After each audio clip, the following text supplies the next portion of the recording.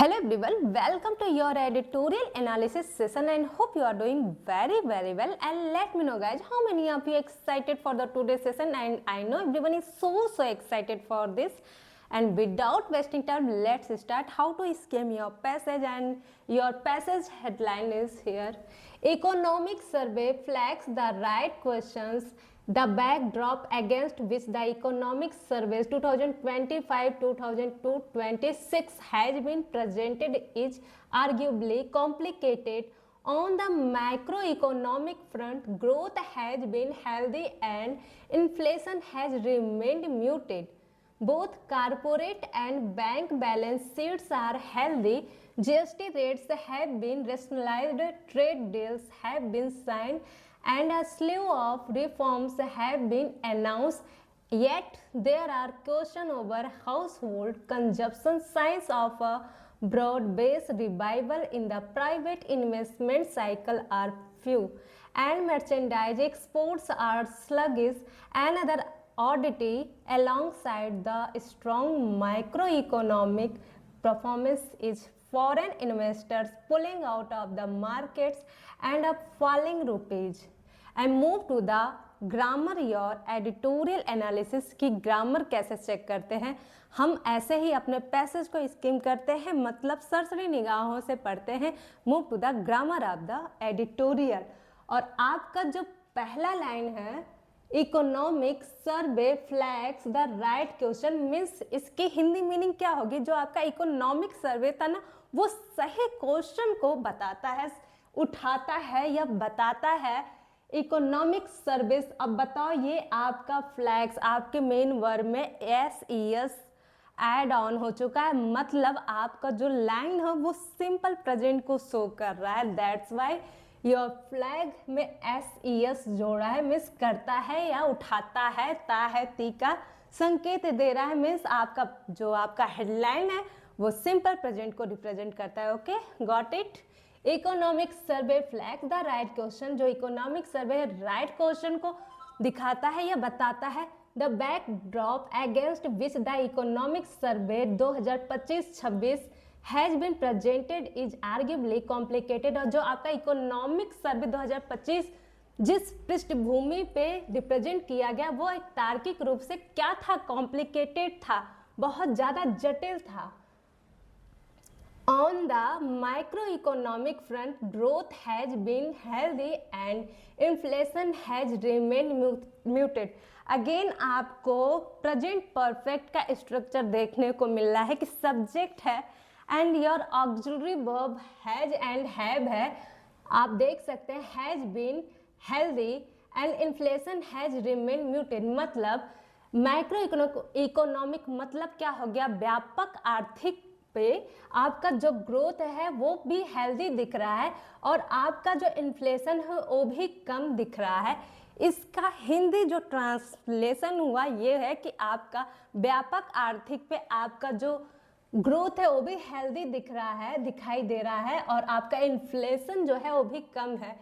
Both corporate and bank balance sheets are healthy, और जो आपका कारपोरेट और बैंक बैलेंस ये दोनों ही क्या है? हेल्दी हैं। अब ये बताओ, ऑक्सिलरी वर्ब यहाँ पे आर आया है, क्यों आया है? क्योंकि यहाँ पे दो सब्जेक्ट है, दो नाउन है, both corporate and bank balance sheets. Both means both noun, that is so your subject is plural, that's why you have to use a plural verb are healthy. आपका जो corporate and bank balance sheet वो भी क्या दिख रहा है? Healthy दिख रहा है। You can see here GST rates have been rationalised, और GST रेट्स को भी रेशनलाइज किया गया है। अब ये आपका प्रेजेंट परफेक्ट का पैसिव वॉइस है। When I will discuss the voice then discuss deeply कि एक्टिव वॉइस क्या होता है, पैसिव वॉइस क्या होता है। फिलहाल लाइन में लिखा हुआ आपके सेंटेंस में यहाँ पे present have been, has been means जब भी किसी काम को किसी और के द्वारा किया जाता है तो वहाँ पे आपको अपने मेन वर्ब के साथ साथ बीन, यानी सिंपल अगर परफेक्ट चल रहा है, प्रेजेंट परफेक्ट है, उसका क्या आप स्ट्रक्चर होता है? सब्जेक्ट होता है, ऑक्सिलरी वर्ब है भी है जाता है, प्लस वर्ब की थर्ड फॉर्म हो जाती है। लेकिन अगर आपको पैसिव वॉइस बनाना है प्रेजेंट परफेक्ट का तो सब्जेक्ट आ जाएगा, आपका ऑक्सिलरी वर्ब हैज या हैव तो रहेगा, plus been plus main verb की थर्ड फॉर्म। ठीक है। GST rates have been rationalise, GST rates को भी रेशनलाइज किया गया, ट्रेड डील को भी साइन किया गया, ट्रेड डील्स हैव बीन, अब देखो हैव आ रहा है क्योंकि आपका जो नाउन है या प्लूरल है, सब्जेक्ट क्या है, प्लूरल है, that's why you have to use plural auxiliary. और ट्रेड को भी क्या किया गया, साइन किया गया, and a sleeve of reform, और कई सारे रिफॉर्म्स को भी क्या किया गया, अनाउंस किया गया कि बहुत सारे सुधार भी होंगे। Move to the next line, at there are question over household consumption, मतलब फिर भी ये क्वेश्चन उठाया जा रहा है किसको लेके, हाउस होल्ड कंजम्पशन को लेके उठाया जा रहा है। And the science of a broad based revival in the private investment cycle are few, और जो आपके प्राइवेट इन्वेस्टमेंट साइकिल का जो रिवाइवल है वो भी बहुत कम दिख रहा है।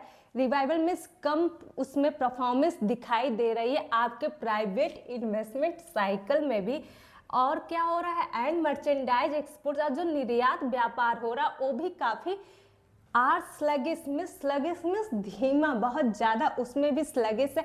इनएक्टिवनेस है, मतलब एक्टिवनेस नहीं, वो भी धीमा दिखाई दे रहा है आपका क्या, निर्यात मर्चेंडाइज, निर्यात व्यापार में भी बहुत ज़्यादा धीमे दिखाई दे रहा, बहुत ज़्यादा उसमें उन्नति नहीं दिखाई दे रहा है।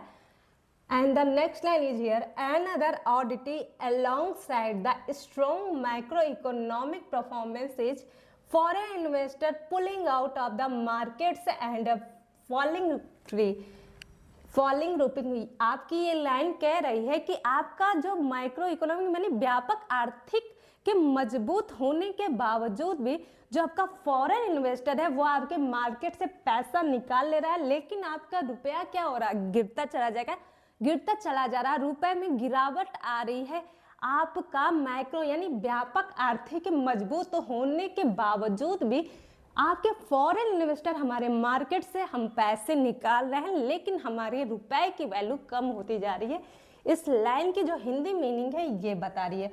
आई होप आपको ग्रामर समझने में कोई दिक्कत नहीं आ रही है। फिर भी अगर ग्रामर से रिलेटेड, एडिटोरियल के ग्रामर से रिलेटेड या वोकैब से रिलेटेड कोई भी परेशानी का आप सामना कर रहे हैं, if you face any problem regarding the vocabulary and grammar of the editorial, then you should write in comment section your doubts. I will definitely watch out. Okay, move to the vocabulary of the editorial, and backdrop is the first vocab of the editorial. क्या होता है backdrop? backdrop जो होता है miss पृष्ठभूमि। आपकी जो first vocabulary है BACK DROP मिस पृष्ठभूमि। You can see backdrop is the first vocabulary of the first sentence is here, the backdrop against, मतलब पृष्ठभूमि पे, जिस पृष्ठभूमि पे आपका सर्वे, इकोनॉमिक सर्वे हुआ था ना, तो वही है पृष्ठभूमि। आर्ग्यूबली ARGUABLY में संभवतः या यकीनन, यू कैन से, तो उसे बोल देंगे arguably ARGUABLY। And the next is micro economic MACRO ECONOMIC, macro economic क्या होता है मीन्स व्यापक आर्थिक, बृहद अर्थशास्त्र आप बोल सकते हैं। ओके, रैशनलाइज्ड मीन्स तार्किक रूप पे आप कोई भी चीज़ तैयार कर रहे हो, बना रहे हो, कोई भी चीज़ को सही रूप से तैयार कर रहे हो, तो उसे बोलते हैं रैशनलाइज्ड मीन्स नंबर, आप किसी भी चीज़ की संख्या दिखाना। रिफॉर्म क्या, REFORMS में सुधार करना या इम्प्रूव करना। बड़े बड़े रिफॉर्म्स लाए जाते हैं क्या करने के लिए, सुधार करने के लिए, तो वही है। मर्चेंडाइज है मीन्स व्यापार, ट्रेड डील होता है ना, मर्चेंडाइज यानी व्यापार से रिलेटेड ये वर्ड है मर्चेंडाइज। MERCHANDISE, मर्चेंडाइज क्या होता है, व्यापार होता है। एंड द स्लगिश मीन्स बिल्कुल आलसी या सुस्त या इनएक्टिव आप बोल सकते हैं। आपका जो क्या था, मर्चेंडाइज एक्सपोर्ट, जो आपका व्यापार, निर्यात व्यापार भी सुस्त था, बिल्कुल ही, इसे आलसी बोल सकते हैं, इनएक्टिव बोल सकते हो, सुस्त बोल सकते हो। SLUGGISH रिफॉर्म सुधार। ऑडिटी मीन्स विचित्र या एक तरीके की विशेषता, बिल्कुल से अलग उसे बोलते हैं। और आप ऑडिट से रिलेट कर सकते हैं, बहुत ज़्यादा ऑडिट दिख रहा है यानी विचित्र दिख रहा है, तो वही ये ऑडिटी ODDITY। आई होप आपको ग्रामर और वोकेबलरी में कोई दिक्कत नहीं आई होगी और आपको बहुत अच्छे से एडिटोरियल का ग्रामर और वोकेबलरी बहुत अच्छे से समझ आया होगा। Again I want to repeat all the vocabulary. Backdrop पृष्ठभूमि, आर्ग्यूबली मीन्स संभवतः, माइक्रो इकोनॉमिक मीन्स आपका व्यापक व्यापार, व्यापक आर्थिक अर्थशास्त्र या बृहद अर्थशास्त्र, ऑडिटिव विचित्र, मर्चेंडाइज व्यापार, रिफॉर्म सुधार, स्लगिश सुस्त, sleeve means number up and rationalise means तार्किक रूप से कोई भी चीज़ को तैयार करना। आई होप वीडियो बहुत पसंद आया होगा तो लाइक करेंगे एंड चैनल को सब्सक्राइब कीजिए। Thank you for watching it.